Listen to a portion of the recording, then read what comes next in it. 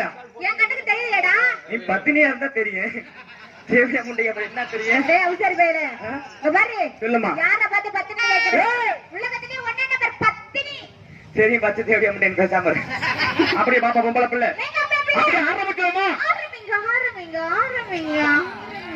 இப்போ திருச்செந்தூர் பஸ் ஸ்டாண்டுக்குள்ள வாங்கன்ற மாதிரி போயிருக்க போலயே. அந்த மாதிரி எல்லாம் போனதில்ல. பட்டு உங்களை மாதிரி ஆள்கிட்ட போயிருக்கேன். சும்மா போயிட்டு வந்துருங்க. சொல்லுமா. என்ன பண்ண போறேன்? ஆரம்பிக்கணும்னா என்ன செய்யணும்? ஐயோ உன்னை செஞ்சா திருச்செந்தூர் பெரியாஸ்பத்திரியில 1.5 லட்சம் ரூபாய் செலவழிக்கணும். அப்புறம் என்ன மாசத்துக்கு முன்னால வச்சு ரூமுக்குள்ள போட்டேன். போட்டனா?